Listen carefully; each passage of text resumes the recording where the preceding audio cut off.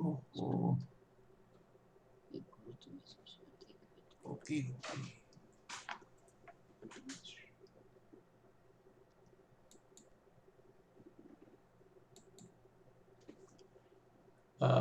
Welcome everybody.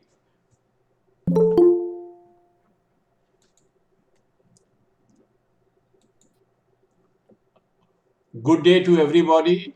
Thank you, Narasimhanandaji Maharaj ji, to be with us, and we are so happy to have you. Today, Swami Narasimhanandaji will speak on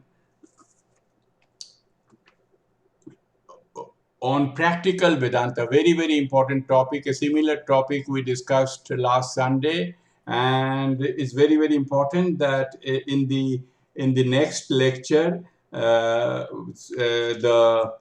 Advaita Ashram president, Swami Sudidananda ji, also will speak on a similar topic, that is Swami Vivekananda, Advaita Vedanta, and Advaita Ashram. So people will be eagerly waiting to hear Maharaji. Maharaji has been involved in spiritual activities for quite some time. He is a monk of the Ramakrishna Math and Ramakrishna Mission, founded by Swami Vivekananda in 1897, and is presently Secretary Ramakrishna Mission Sevashrama, Kozhikode, Kerala, India.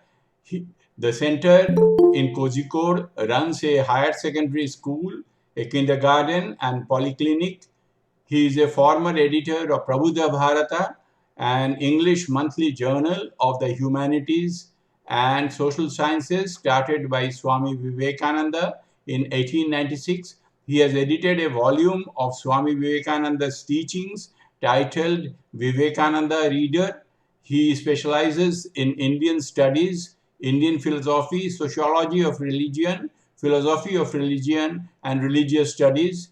He has publications in Hindi, English, Sanskrit, Malayalam, Bengali, and Tamil. Just to give a brief introduction to how we started this lecture series, this is the 18th lecture. We started this lecture series in the context of the COVID and pandemic, to give sustenance to the people, to help people to be happy and to remain calm and quiet, and also introduce them to the generic things in the various religious scriptures. So this has been very successful. Once again, we thank Maharaj Ji for being with us, and thank all the participants. With these words, I would request our Vice President, that is the Vice President of the Ramakrishna Vedanta Society of Philippines, Ms. Rosana, to speak a few words, and then our Minister in charge, Swami Udaranandaji ji, will introduce Swami ji. So, Rosana, please take the mic. Good afternoon, Pranam Maharaj, to all co-devotees of Ramakrishna, to all Filipinos here and abroad. Good afternoon and welcome. In this lecture, practical Vedanta will be discussed, and the emphasis, we would like to know the relation of spirituality to our daily life, to our community life, and uh, to our political struggles. Sa mga Pinoy po na nakikinig at nakikiisa ngayong hapon, ay wini-welcome ko po kayo at sana po samahan nyo kami pamuhat simula hanggang dulo para tayo matuto tungkol sa Vedanta. Ito po ay bagong topic para sa ating mga pandinig at sa ating mga puso. Pero marami po tayong matutuhan sa session na ito. Maraming salamat po.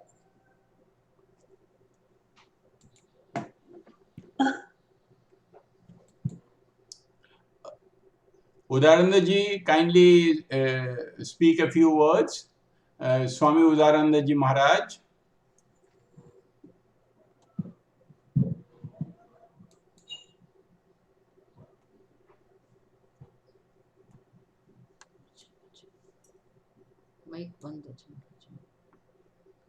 Maharaji, you are muted. Please unmute yourself, Udaranandaji.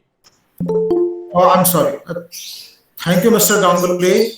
I, on behalf of Ramakrishna Vedanta Society of the Philippines, welcome you all. And we are extremely grateful to Narasimhananda Swami for kindly accepting our request to speak. Thank you, Swami. And today the topic is very important, how Vedanta can be practical. Religion has to be practical. Vedanta also has to be practical. If it has no implication and utilities in our day-to-day life, then what is the use?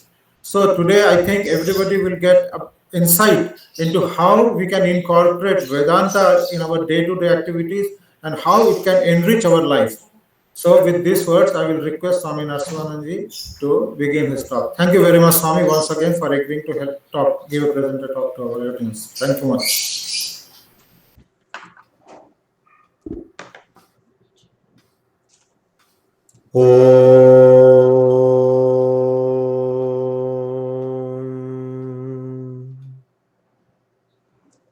My pranams to revered Swami Udaranandaji Maharaj, and my best wishes and greetings to all of you. I'm very happy to have this occasion of talking on practical Vedanta with all of you under the auspices of Vedanta Society of Philippines. Today is 19th September 2021. On the same day, in 1893, Swami Vivekananda presented a paper on Hinduism before the Parliament of Religions in Chicago. In that paper, towards the end of that paper, Swamiji thinks of a foresees universal religion. He says that the sun of this religion will shine alike on the followers of Buddha, on the followers of Christ, on the Mohammedans or Muslims, on the followers of Brahman, that is, people who follow Sanatana Dharma.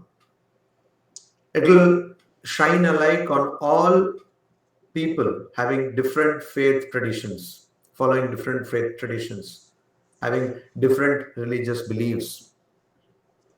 He says that that religion will be very Catholic, it will be broad in its outlook, and it will be a collection of all the religious and spiritual ideas which have been thought of humanity till then, and also will have the liberty to accept religious and spiritual ideas whichever will come in the future.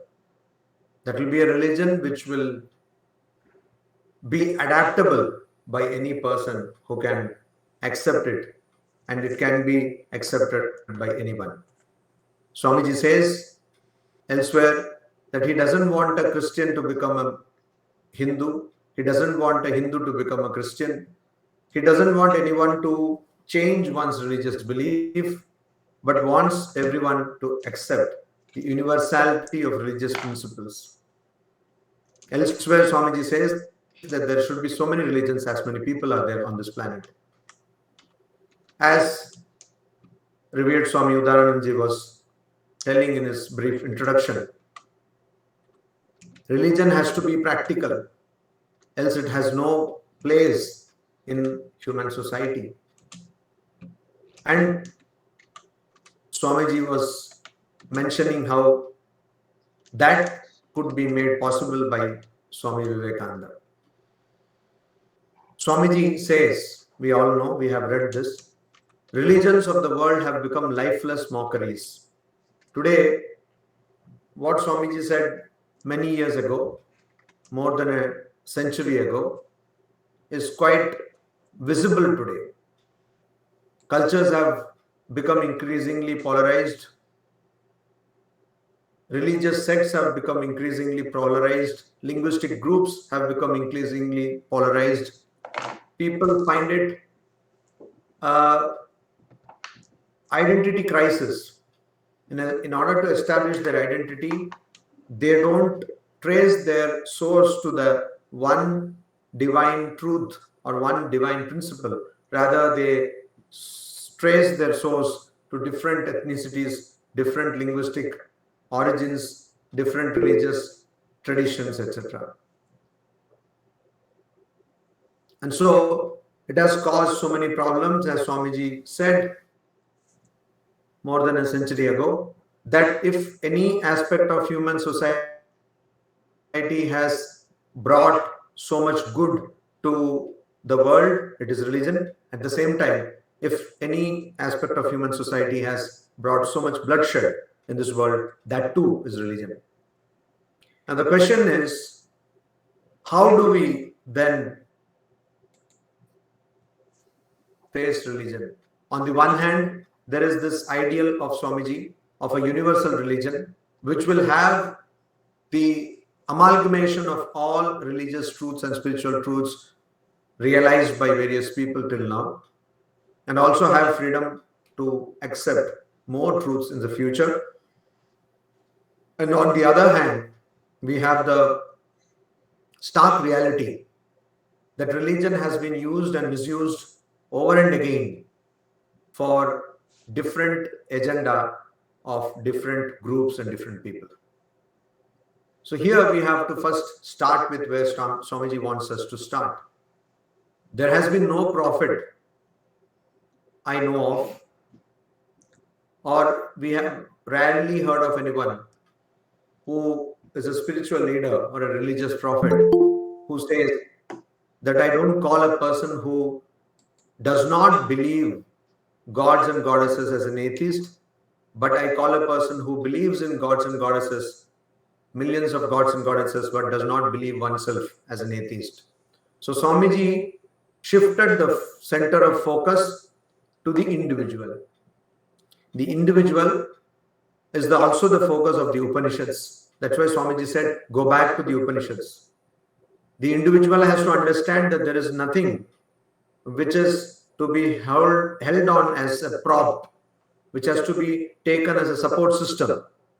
The person himself or herself is the source of all problem and also all solutions.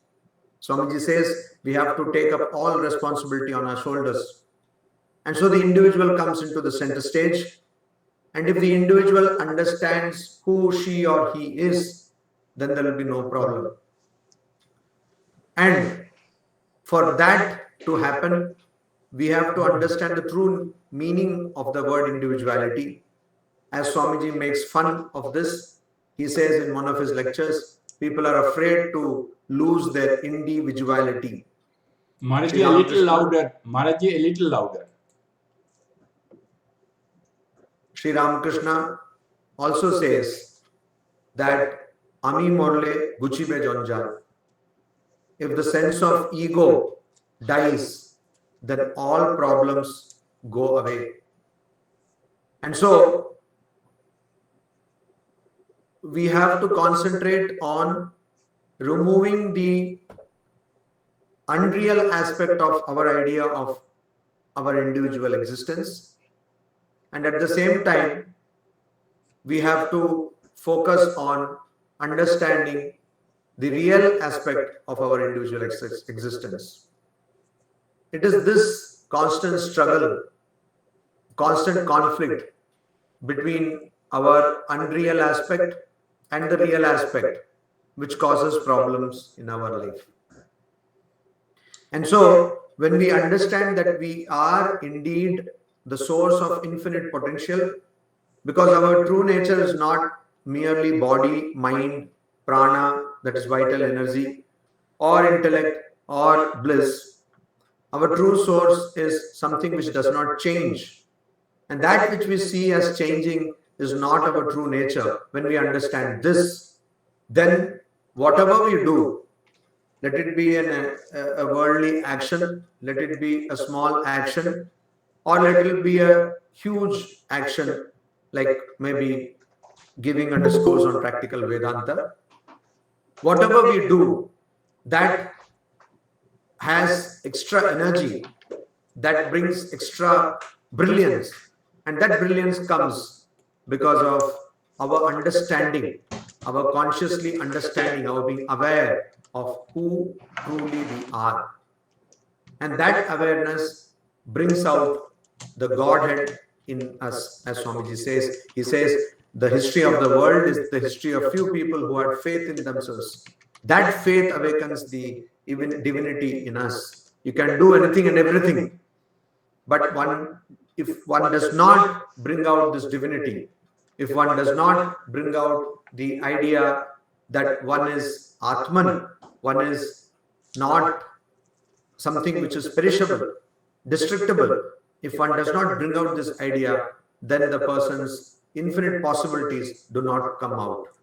And that is the difference between a person who has faith in oneself and another person who does not have faith in oneself. Swami Vivekananda has talked on so many topics. He has talked on education, he has talked about society, he has talked about women, he has talked about science. And so one believes that Swami Vivekananda was a social reformer who brought about reforms, who talked about so many things about society. When Sister Nivedita was told some such thing in those lines, that Swami Vivekananda was a social reformer, he brought about so many new ideas to change society or to reform society, Sister Nivedita vehemently opposed it. She said, I have only listened my master to speak of the Atman. I never listened my master to speak anything other than the Atman. That's an interesting thought, because apparently we find Swamiji's ideas to be of different aspects, different issues. But here, Sister Nivedita, who by Swamiji's own grace had understood Swamiji very well, says that he has talked only of the Atman. And then in that light, when we read again Swamiji's works, Swamiji's words, it becomes clear to us that Swamiji wanted to emphasize the individual, true individual nature of us being Atman. And once that individual nature is awakened, everything great becomes possible, even at a worldly plane, even at the empirical plane. So whenever Swamiji talks about the society being awakened, he is hinting at the individual being awakened. Now, how is it practical in today's age and times? As it was told, this series of lectures organized by the Vedanta Society of Philippines, Ramakrishna Vedanta Society of Philippines, has been organized because a lot of stress has come, a lot of distress has come into our minds because of the pandemic. We have never heard this word pandemic.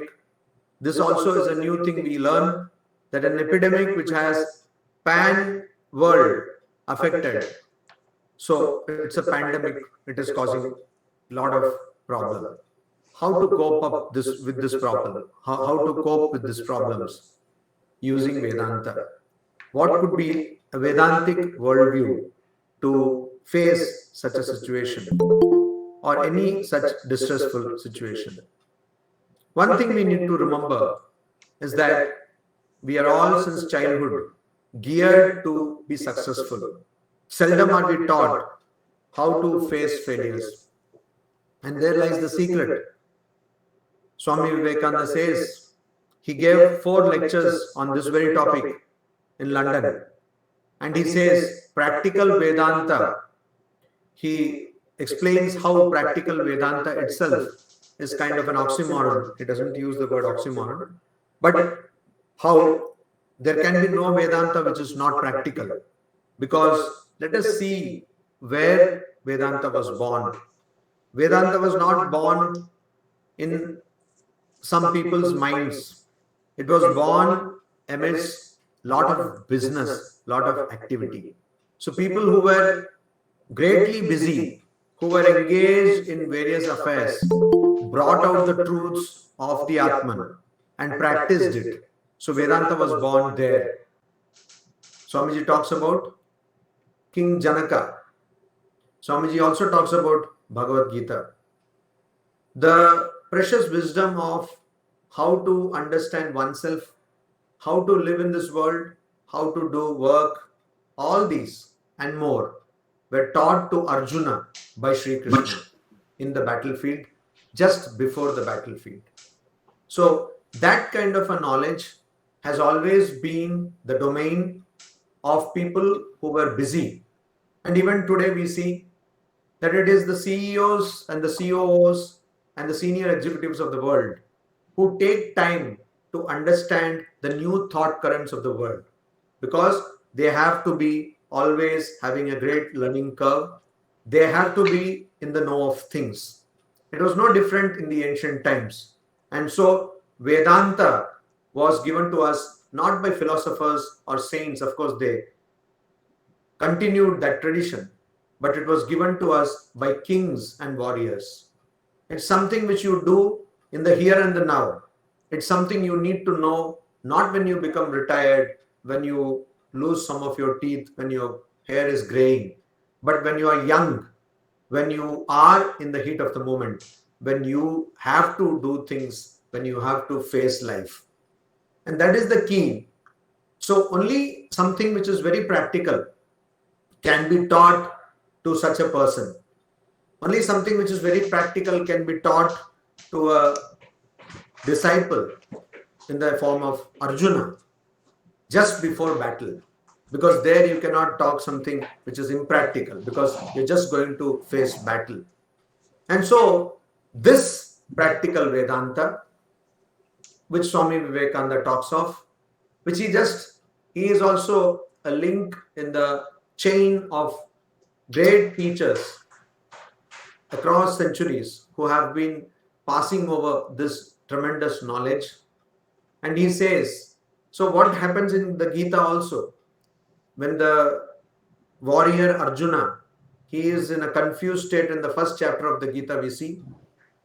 Then the first thing which Sri Krishna tells him is he chastises him, he scolds him, and then he teaches him the true nature of his own self. He talks about the Atman, how the Atman is not perishable, how the Atman is not changing, how the Atman is always the same. And when that kind of knowledge comes in, and then Sri Krishna goes ahead to talk about action, to talk about devotion, to talk about knowledge, etc. So it is only the knowledge of who I am actually that will give us some direction in our life. And so that knowledge we need to have. And if it is true that we are seeking peace, if we are seeking freedom from suffering, if that is true, then the solution to that is not in having more and more, but in having how much less we can live with. That is a beautiful idea which we find in the Indian tradition. It's called aparigraha. How less can I live with? And today it has become a management mantra, the minimalistic lifestyle. It's of course a different thing that if you want to buy minimalist furniture, sometimes you would have to simply empty your bank balance because it is so cheap to have minimalist things. But seriously speaking, minimalistic lifestyle has become a trend now. And there are various people, including people from Japan, people from USA, who preach this minimalistic lifestyle. But it has been there for a long time in the Indian tradition in the form of aparigraha. I will not have more than what I need to have. And if this is followed, we can reduce the impact we have, the negative impact we have on the environment. We can reduce carbon footprint. We can reduce creating problems for the successive generation on this planet. And so, aparigraha, that is nothing but detachment. Swamiji says that if we can learn anything from the life of Sri Krishna, it is selflessness. This personality is so selfless, so detached. And so we need to learn selflessness from Sri Krishna, which is what, if you see, if you read the Gita properly, you will understand that the entire Gita speaks of nothing but detachment and selflessness. And that is what Sri Ramakrishna says, that what is the essence of Gita? If you read it backwards, the tagi tagi, that means it is renunciation, it is tyaga, it is renunciation which the Gita preaches. Now, when we talk about this word renunciation, it's a tricky ground we are treading on, because people generally equate renunciation with not experiencing things, with becoming depraved of enjoyment. Again, the Indian tradition is not that. The Indian tradition talks about, as we all know, 4 purusharthas, 4 life goals.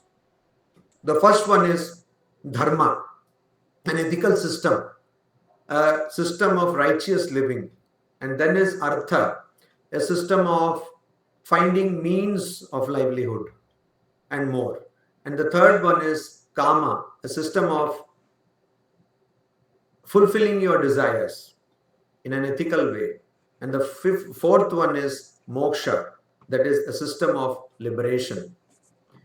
So a friend of mine, he put this in the form of 4 E's. He calls it ethics, dharma, ethics, artha, economics, and kama, enjoyment, and moksha, emancipation.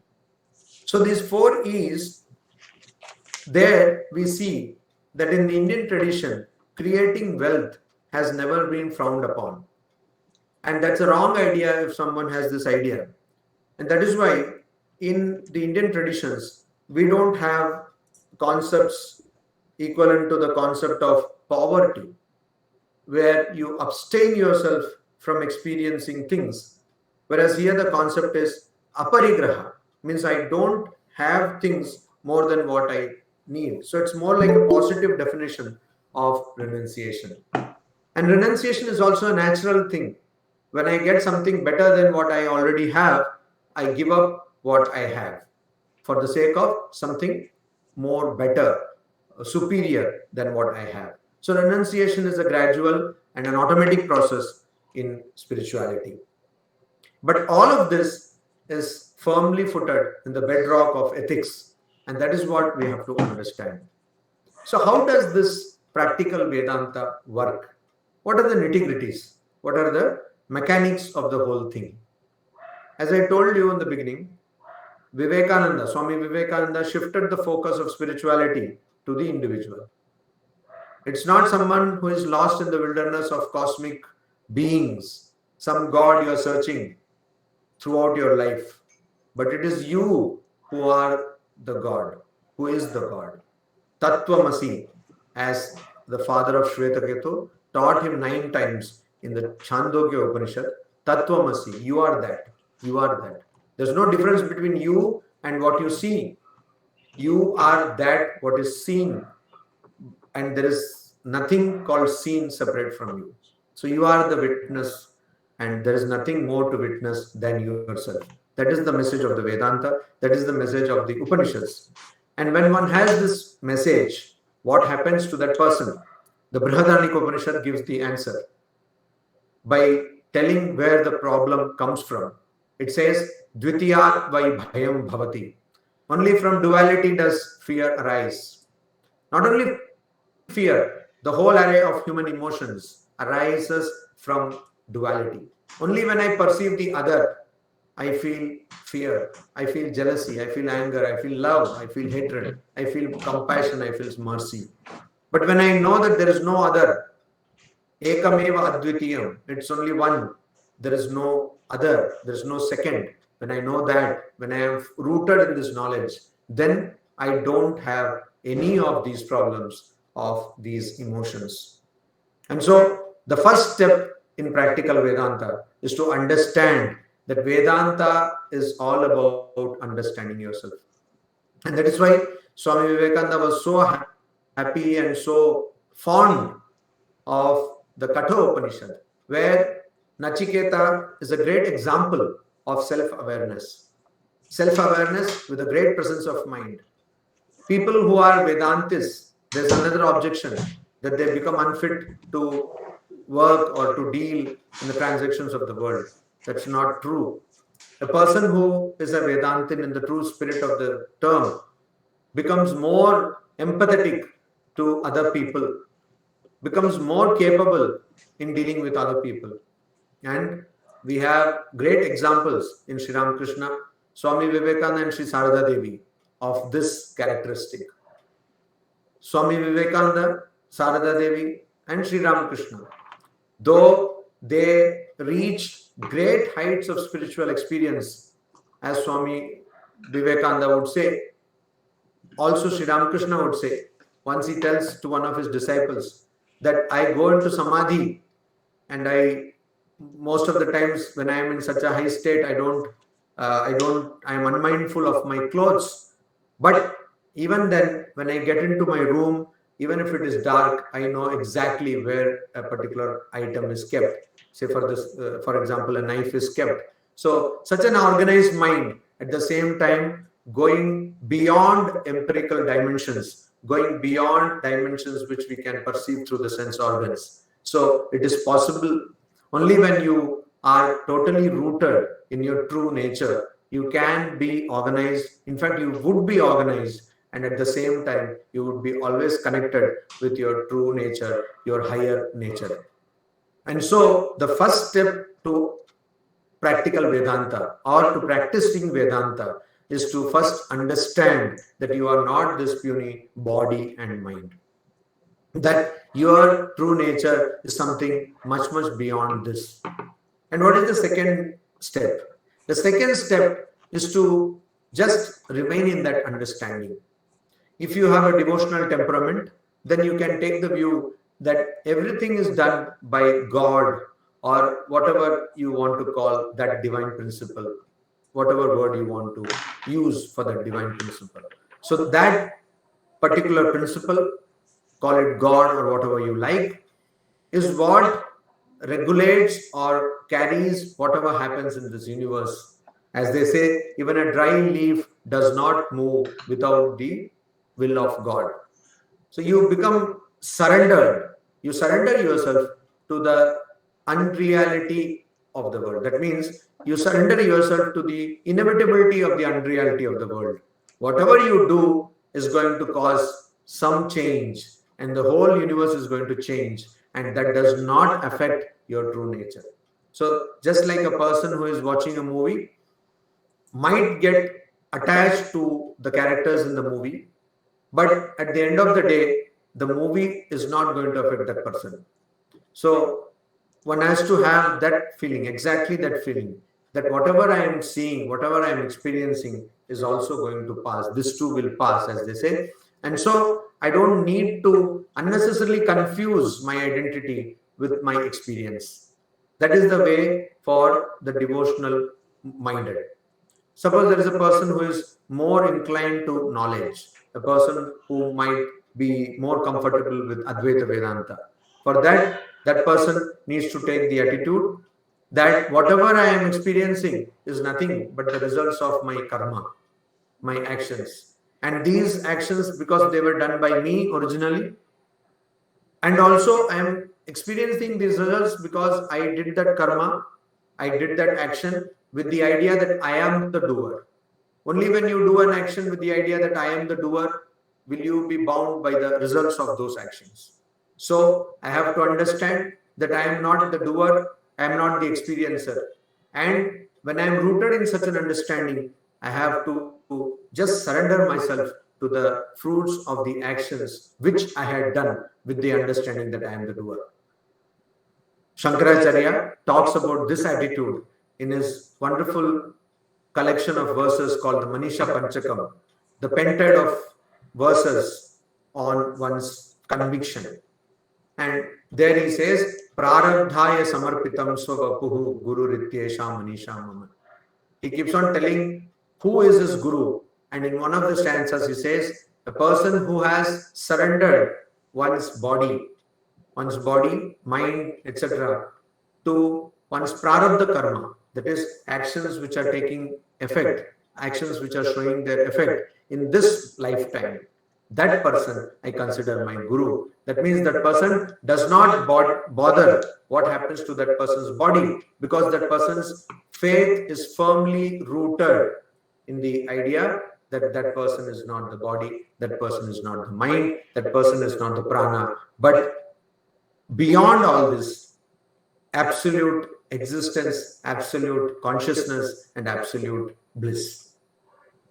So the first step is to have tremendous faith in oneself, not like people who conduct self-development workshops say that have confidence in you, and where is the confidence, etc. Not in an artificial manner like that, but knowing that you have this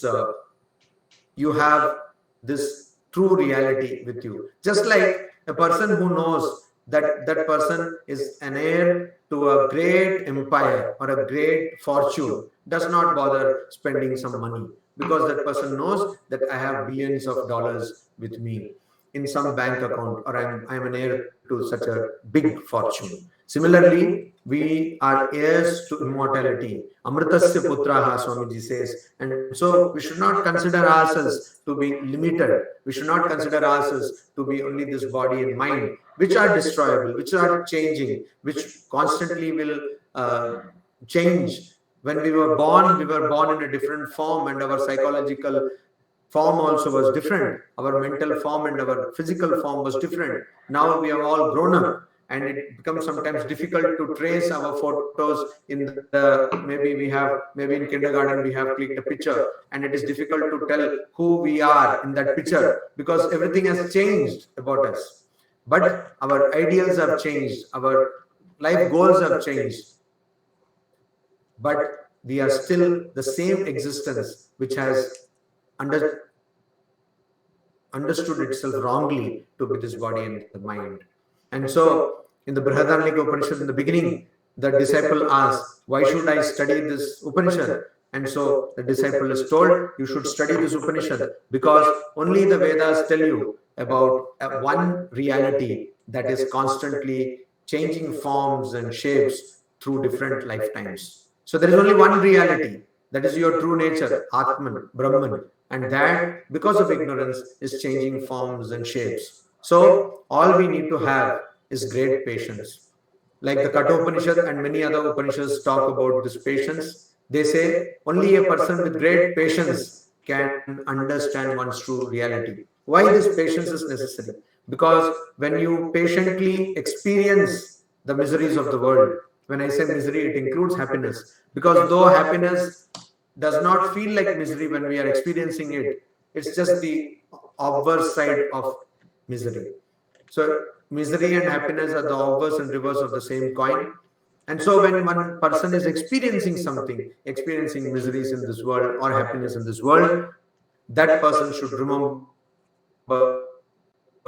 that this is not my nature. This is not what I am experiencing. It's only the body and the mind which is experiencing this. And once we remember that, we need tremendous patience to forbear and pass through those experiences of happiness and misery.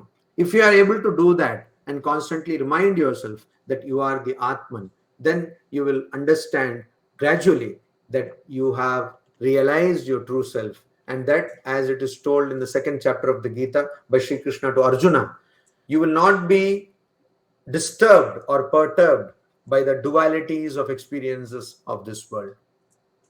And that is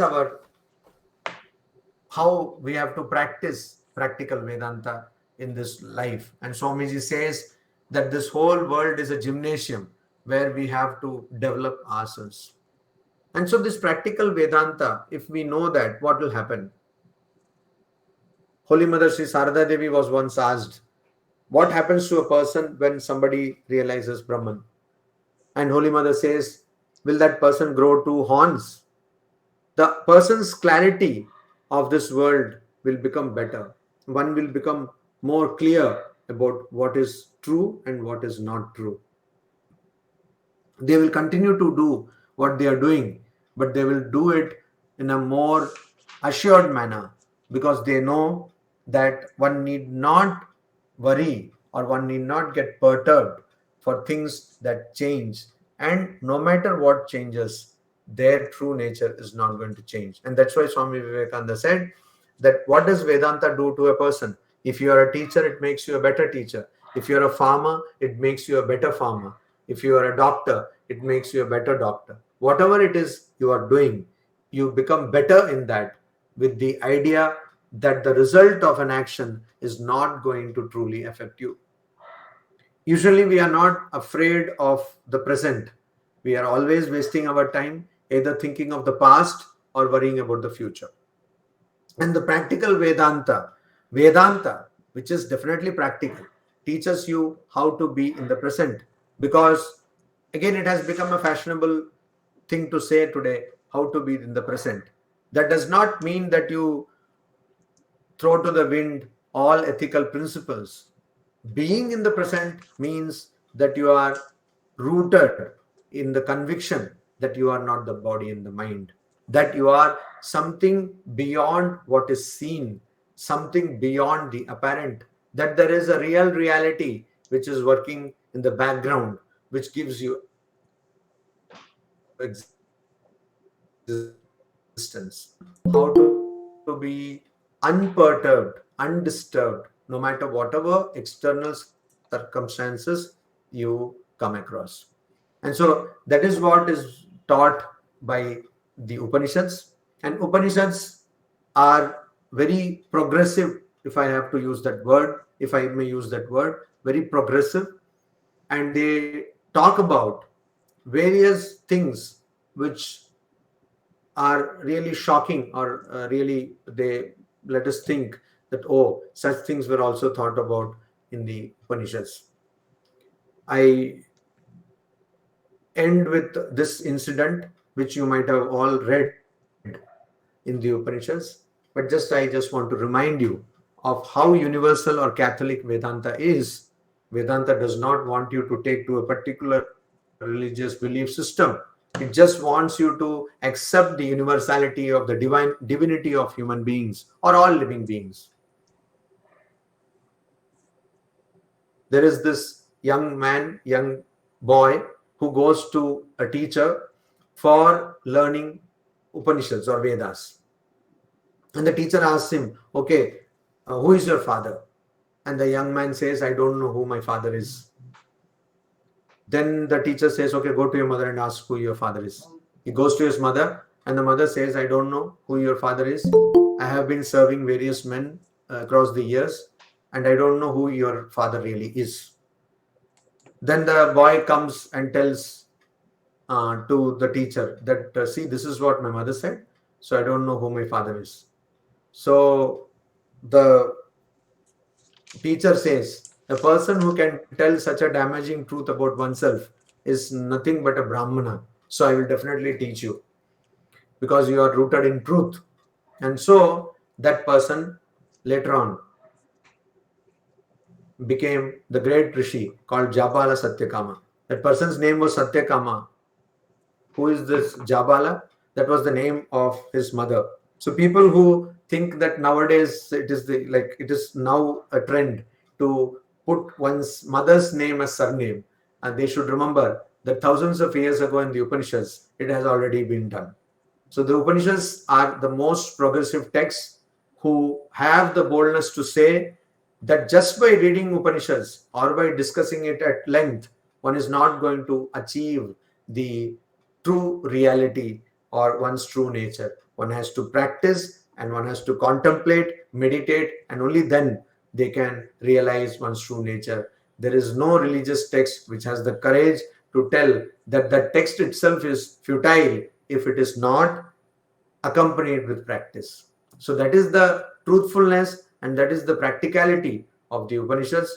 And so if we study the Upanishads and try to translate them into action in our lives, we would be able to, in this very life, understand that we are not this body and the mind. And that is the practicality which Swami Vivekananda talks of, which has been talked of in the Upanishads, which has been repeated over and again by various people like Acharya Shankara, Swami Vivekananda, Ramana Maharshi, Sri Ramakrishna, and so on and so forth.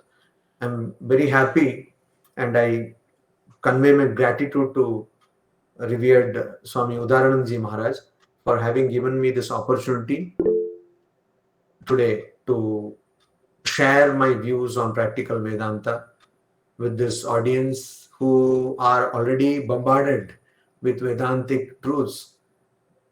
The 13th president of our order, Ramakrishna Math and Ramakrishna Mission, Swami Ranganathanandaji used to say that the thoughts of Swamiji are like Vedantic bombs. They go inside you and then they burst. And so when they go inside you and when they burst, they create a great transformation within you. So you have all been bombarded by Vedantic bombs for a long time now. And I am happy to have been a part of this process. And I believe that these bombs, these Vedantic truths, will go inside every one of you, and you will not only change, not only your lives will be transformed, and I believe the process has already started, but all the people who come in touch with you will also be transformed by hearing to these wonderful thoughts. Thank you. Om Shanti Shanti Shanti Hari Om Tat Sat Shri Ramakrishna Arpanamastu. Thank you very much, Maharajji, for such a clear exposition. What a beautiful set of principles, understanding yourself that you are not body and mind and remain in that state, and also explaining the importance of aparigraha, the minimalist approach, that is managing with the minimum. So with these words, thank you, Maharaj. We are so thankful to you for sparing your time. We will invite questions. Please introduce yourself, unmute yourself, and the moment you finish, please mute yourself. So you are, whatever doubts or observation you want to make, you are welcome.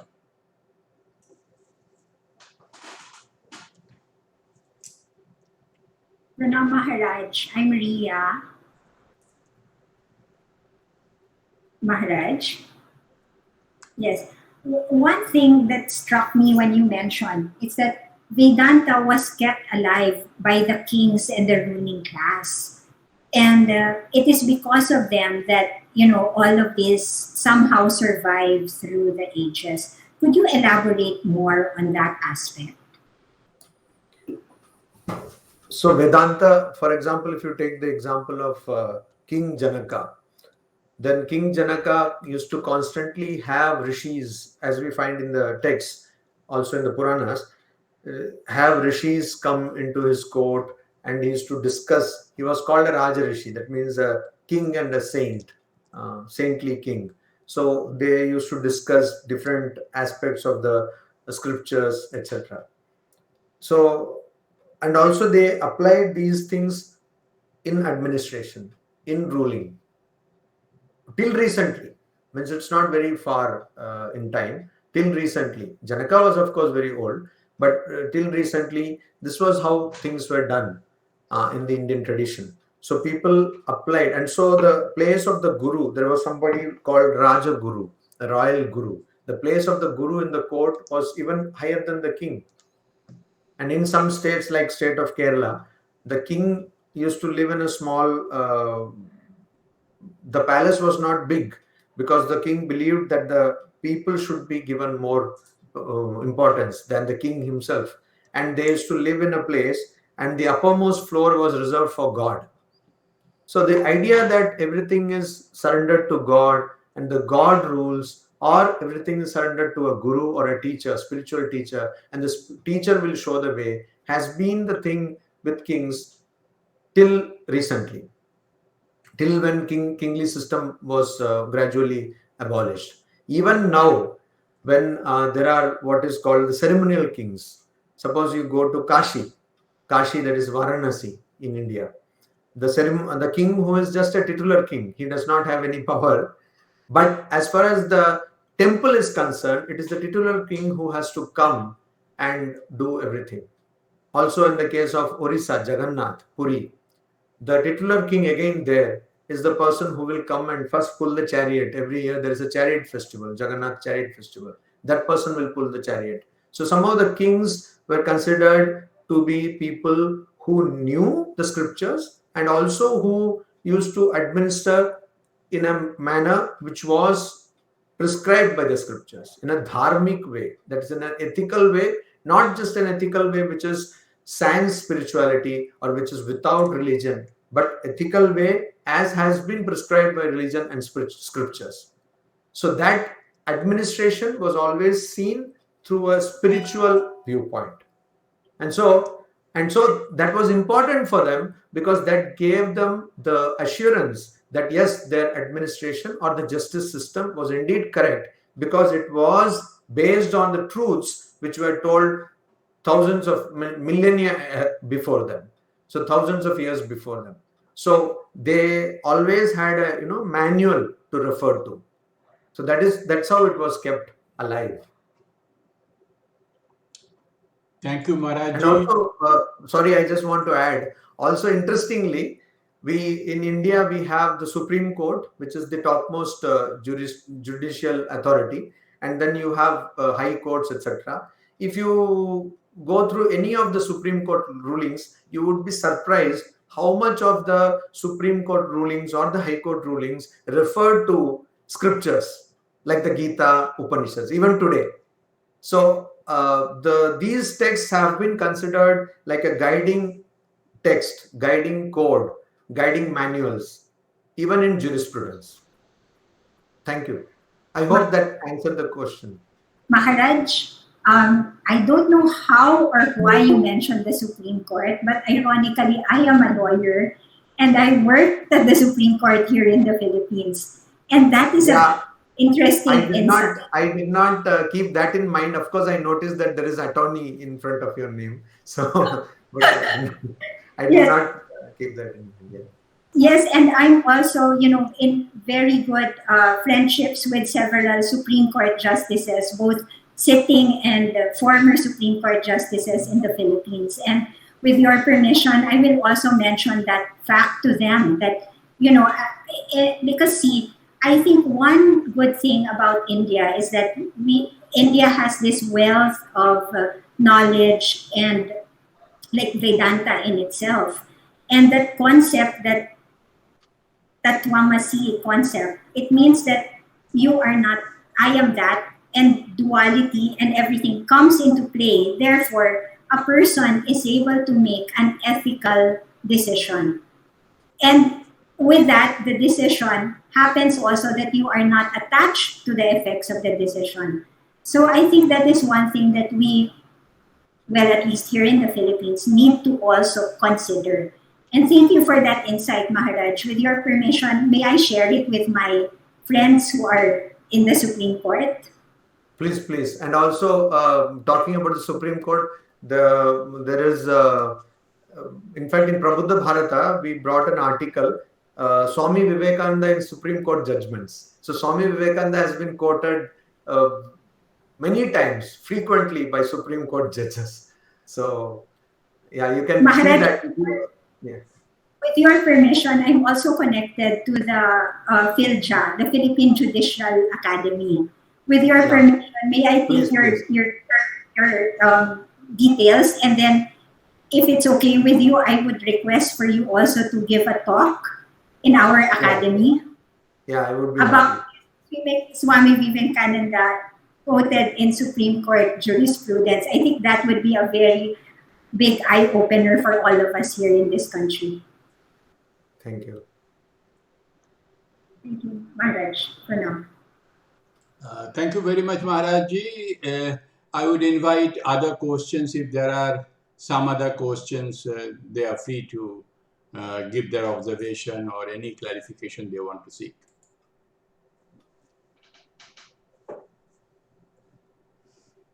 I'll take in the meantime the opportunity to just get some thoughts from you. You talked about minimalist approach, that aparigraha, to do with the minimum, to be frugal. But in this context of the pandemic, what we have seen, that the richest people, the top corporates, are making huge profit when people are losing employment, people are losing income, and they are making others having a minimalist life, but they are enjoying and having at this grave time the record profit. So human tendency is such that when it comes to them, they make others' life minimalist, but sort of applying to them, sort of when people are suffering, the top corporates, especially in India, they are making huge and record profits. So I would like to get your comment on that. That is why we have to compare ourselves with this wonderful creature, which most of us don't like. Many people start shouting when they see this creature. I'm talking about cockroaches. You see, cockroaches in the evolution timeline is a wonderful living being. It has exceeded the expectations of most evolutionary biologists. So it has outlived most species. When even dinosaurs became extinct, cockroaches are still there. And what is the secret of one of the secret of this cockroach is that it can live with very less. Only humidity is required. That also very less humidity. It can go into hibernation. So what we are relatively we are a very young species on this planet, human beings, Homo sapiens sapiens. What we have done to this planet, we have been very costly. We have been like high maintenance. And the fact which you said is basically black marketing in a different form, which we have seen every time a pandemic comes, every time there is war, that people who have the means and resources try to hoard resources with them at the cost of giving resources to others. And that has resulted in whole species or whole races, cultures becoming extinct. I think it's only the case of the living being Homo sapiens sapiens where subcultures get extinct. We simply wipe off cultures. We invade cultures and we wipe off cultures. So that is a big problem. Today we are facing this crisis of how to manage problem of ecological imbalance. And we have been talking about global warming. We have been talking about carbon footprint. And so this problem can go only when a person realizes how less can one live with. That has been the question which the rishis were asking since time immemorial. What is the most less thing I need? And that question has interestingly been passed over to our society also today through our homemakers, that is our mothers. Because usually we see in a family, the mother will cook everything, and it is the mother who takes the food after everyone has taken. So many places in literature, in cinema, Mother Earth has been given this, it has been compared, Earth has been compared with mother. So it is the motherhood of nature which we have to think, and we have to feel for her, and we have to feel for our mothers also, because Swami Vivekananda says that in whichever country women have been disrespected, that country has not done well. So it is a time when we have to look at the feminine part of divinity, where we have to consider why are we not talking about, or why we are not acknowledging people who just keep silent. So if a tribe is not a violent tribe, we simply wipe away that tribe. If a culture is not a proselytizing, or a religion is not a proselytizing religion, we wipe away that religion. So mother who silently forbears why can't we acknowledge her? Why can't we support her? Why can't we be with her? So if we think about aparigraha coupled with this understanding, and if more and more people practice it, because interestingly, those people, rich people who have been doing this are also the people who arrange conferences on Vedanta. Because I know for a fact, many people who are CEOs of these hospital groups also arrange conferences on Vedanta. So that doesn't actually make any sense. So let us think of what are we doing to this earth? What are we doing to our mothers? What are we doing to the feminine aspect of nature? And let us worship, because in that aspect, I think that is also one of the importance or one of the significance of the incarnation of Sri Ramakrishna, because he worshipped Kali. And Swami Vivekananda jokingly in a parlor talk in Paris says, what we today need is Kali and chutney. Chutney to gulp whatever unpalatable things are happening around us, and Kali to understand the true nature of creation. So let us accept the feminine aspect of nature, and let us bow down before her. Only with that idea, if we do aparigraha, only then it will be practical. Thank you. Thank you very much, Maharajji, for such a great explanation. I would now request any other question or any observation. You are welcome. Please unmute yourself and introduce yourself. And the moment you finish, please mute yourself.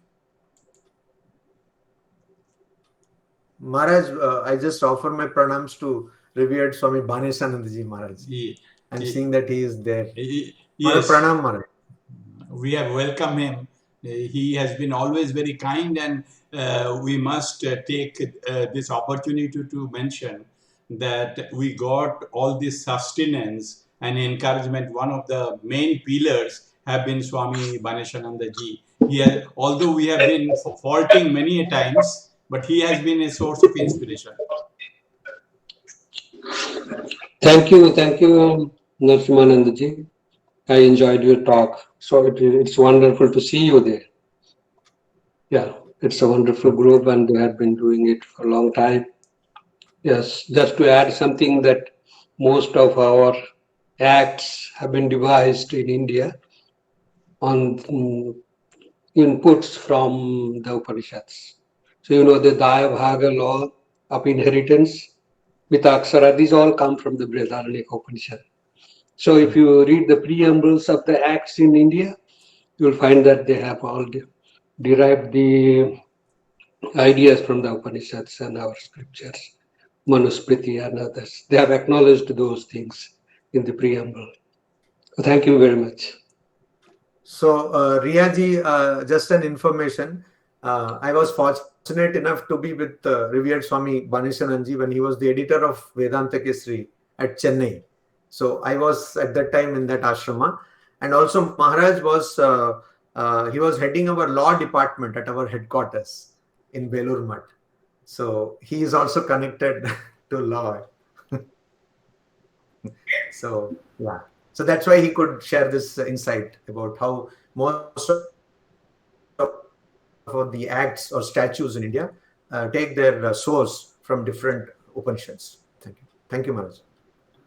Then, Maharaj, I would also request for your contact, sir, so that I would also better understand the law from Vedantic perspective. I think it would also be a big help for our people. Oh, thank you. I don't know much about that, but okay. So you get my contact from Mr. Ganguly and others. Yeah.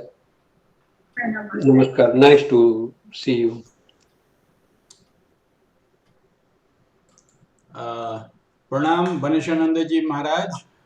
We are so happy. You have been a source of encouragement to all of us.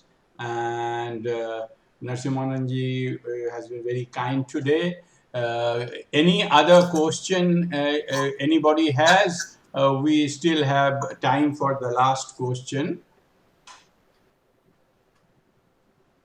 Maharaj, I have one more observation. I'm sorry. If no one is going to ask, then maybe if I may pose an observation. I noticed that you mentioned the 4 life goals, and you mentioned it in a particular order, which was Dharma, Artha, Kama, and Moksha. And I'm looking at it, it makes sense because first you must have an ethical lifestyle.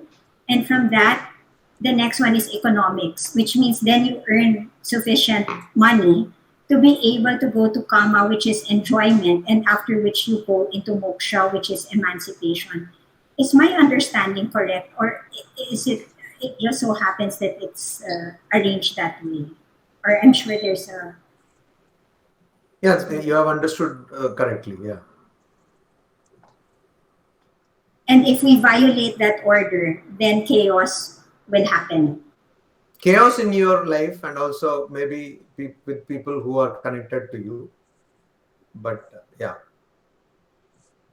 So the ultimate goal is moksha. Moksha means to get rid of suffering. That is the definition of moksha. So Sanatana Dharma believes that you are born again and again. So moksha also means that again and again repeated birth is stopped. If you have to attain that goal, ultimate goal of moksha, then this order is important. That first you have to be grounded in ethics. Then with an ethical means, you have to attain your means of living or experience. And then you have to fulfill with such means, you have to fulfill your desires.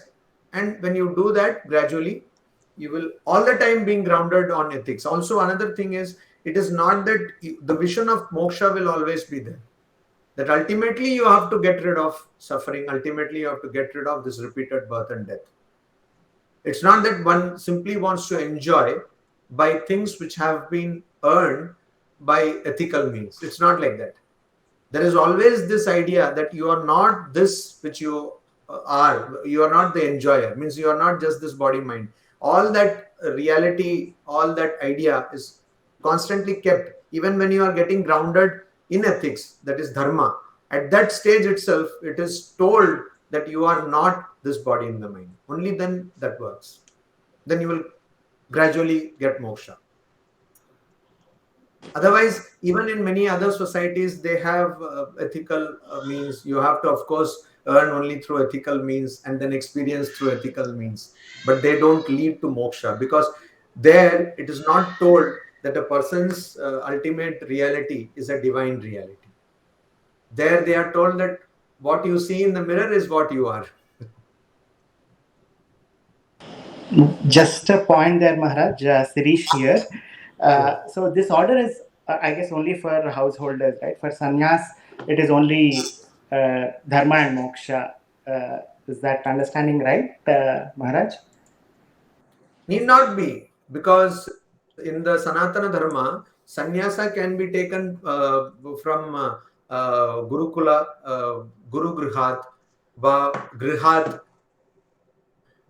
from Grihastha Ashrama, or Vanat from Vanaprastha Ashrama. So if a person is taking sannyasa from Vanaprastha Ashrama, then that person is going through all these stages, right? Yeah. Because that person... So in Ramakrishna mission, we take sannyasa before marrying. We don't go into the Grihastha Ashrama. But in Sanatana Dharma, that is not necessary. You can take sannyasa even after. That is the order. First you have brahmacharya, then you have garhastha, then you have vanaprastha, then you have sannyasa. So there also this order is there. So in brahmacharya ashrama, there is a correlation actually. In the brahmacharya ashrama, you are taught dharma, and you are taught about these 4 purusharthas. And then you go to grihastha ashrama, where you earn means artha and kama you fulfill in grihastha ashrama. Then you go to vanaprastha ashrama and sannyasa ashrama, where you are actually trying to get moksha. So that is the correlation between the ashramas, that is the station in life, and also these 4 purusharthas or life goals. So it's not necessary that a sannyasi will not have all the 4 purusharthas. It depends from where you take sannyasa. If you take sannyasa from Gurukula, then you will have just dharma and moksha. But if you are taking sannyasa from after grihastha, then you have had all the 4 purusharthas. Is that clear, Sirishji? Yes, Maharaj. Perfect, Maharaj. I guess that gives more correlation between ashramas and the Purusharthas as well. Yeah. Thanks, Maharaj. Thank you very much, Maharaj Ji. On behalf of Ramakrishna Vedanta Society of Philippines and also on behalf of all the members, I would like to thank you profusely. We would like to thank all the participants for sparing their time on this Sunday, and also they have been supporting us. And Maharaj Ji, with your beautiful discourse, with your excellent discourse, we would like to come back to you once again, Maharaj Ji, to have such Amrit Vani from you. And before we stop a formal recording of the meeting, if it is okay with you, we will have 5 minutes of informal chatting or discussion. Before that, I'll stop recording. So I hope you can spare another 5 minutes. If people, okay, thank you, Maharaji. So kind of you. So kindly give me 30 seconds to stop recording. So let us remain silent during that time.